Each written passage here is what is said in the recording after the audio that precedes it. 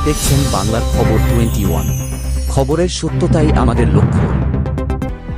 রবিবার বিকেলে শিবদাসপুর থানার অন্তর্গত সাহেব কলোনি মোড়ের নিকট গাড়ি চলাচলের বচসা নিয়ে জগদ্দল বিধানসভার রাজেন্দ্রপুরের প্রসিদ্ধ বৃদ্ধ মৎস্য ব্যবসায়ী অধীর বালাকে মারধরের অভিযোগ উঠল পুলিশ লেখা গাড়ির মালিকের বিরুদ্ধে। ইতিমধ্যেই আক্রান্ত বৃদ্ধ মৎস্য ব্যবসায়ীর অধীর বালা হাসপাতালে চিকিৎসা করিয়েছেন। সংবাদ মাধ্যমের মুখোমুখি হয়ে আক্রান্ত বৃদ্ধ মৎস্য ব্যবসায়ী অধীর বালা বলেন, ভালোভাবে কথা বলার শুরুর আগেই পুলিশ লেখা গাড়ির মালিক অপরিচিত ভদ্রলোক সংশ্লিষ্ট মৎস্য ব্যবসায়ীকে পায়ে এবং বুকে সজোরে মারে।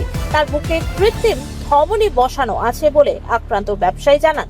তার পাশাপাশি আক্রান্ত বৃদ্ধ মৎস্য ব্যবসায়ীর অধীর বালার নাতি উজ্জ্বল সরকার জানান, তার দাদুকে যে মেরেছে তার দৃষ্টান্তমূলক শাস্তি চাই।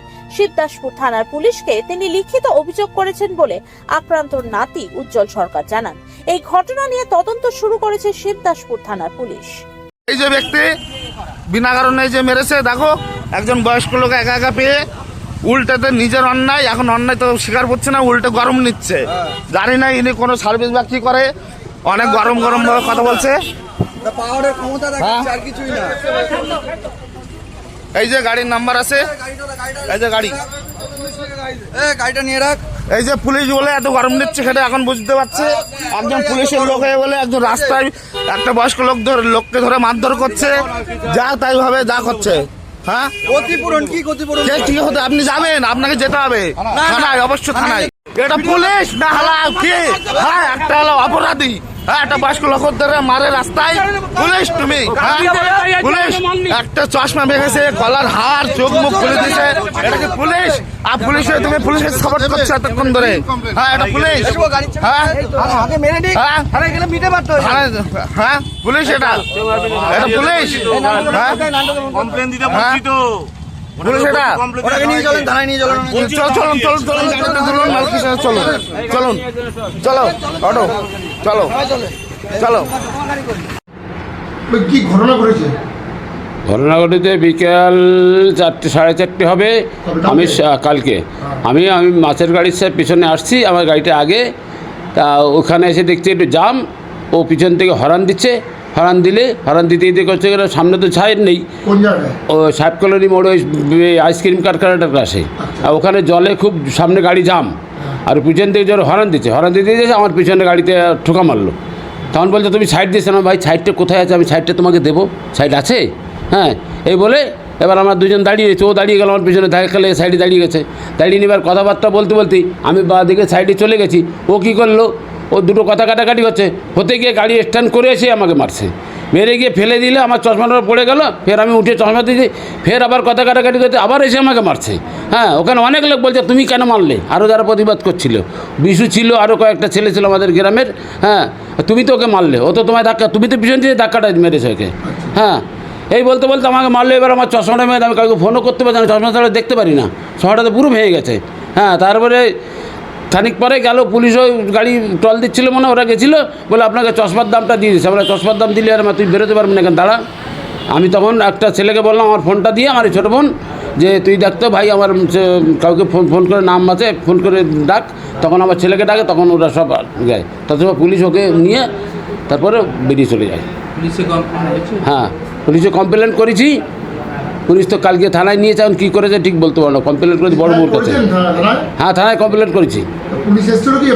আমার কাছে আসেনি পুলিশ।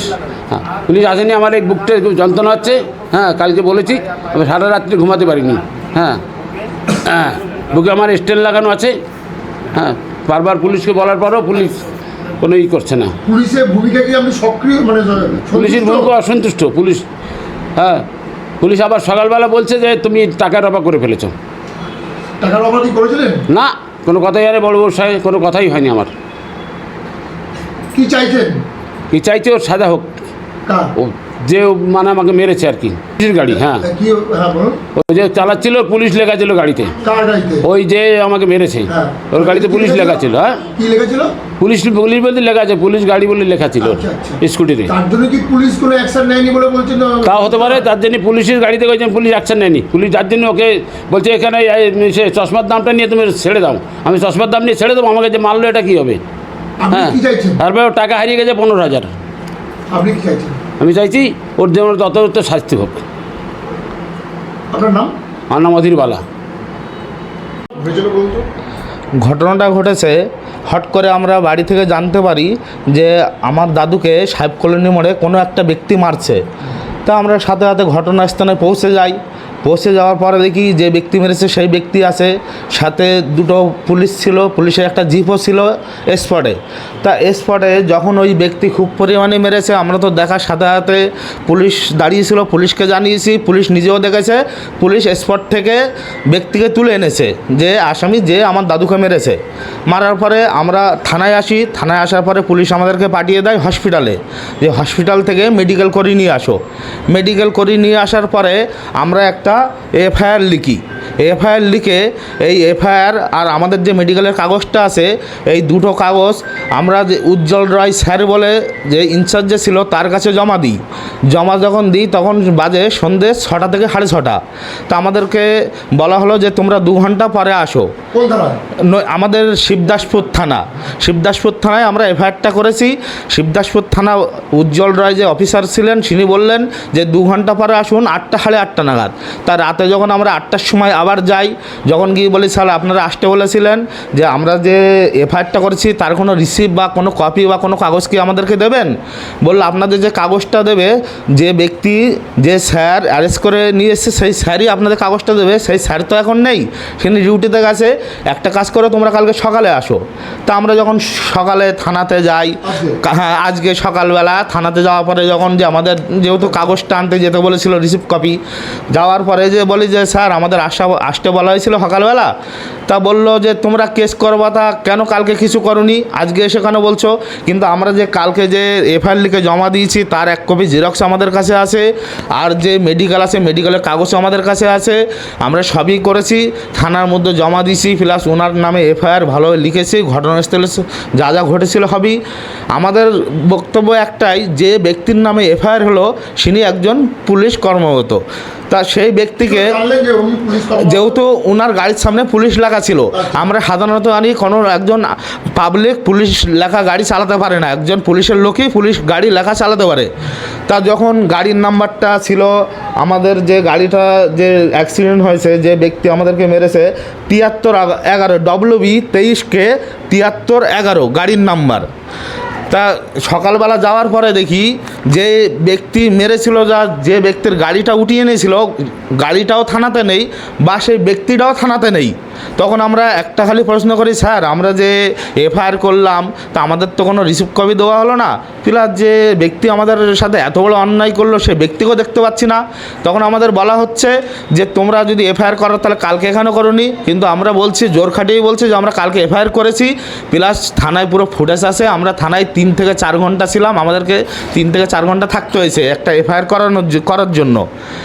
তা এখন পুলিশ বলতে চাইছে যে তোমরা রাতে এসে বড়বাবুর সাথে দুই পার্টি বসে একটা টাকার রফা করে নিয়েছো, কিন্তু আমরা কোনো টাকার রফাই যাইনি, আমরা কোনো কিছুই যাইনি। আমরা প্রথমত থেকেই বলে আসছি যে আমরা যেটা অন্যায় হয়েছে তার বিচার চাই। আইনের আধীনে চলে গেছি, আইন যেটা করবে সেটা আমরা মাথা পেতে নেব। যেহেতু উনি একজন পুলিশ অফিসার, আমরা ওনার বিরুদ্ধে যেটা করতে পারি সেটাই করেছি। আমরা কেস করেছি, এফআইআর করেছি, পুলিশকে জানিয়েছি। আমরা চাইছি যে আমাদের এই কেসটা নেওয়া হোক, আর ওনার বিরুদ্ধে যেটুকু করণীয় আইনিত ব্যবস্থা সেটা অবশ্যই যেন পুলিশ প্রশাসন করুক। আপনার নাম? আমার নাম উজ্জ্বল সরকার। যাকে মেরেছে তার সে কে হন? ইনি আমার দাদু। কি নাম দাদু? দাদুর নাম আছে অধীর বালা।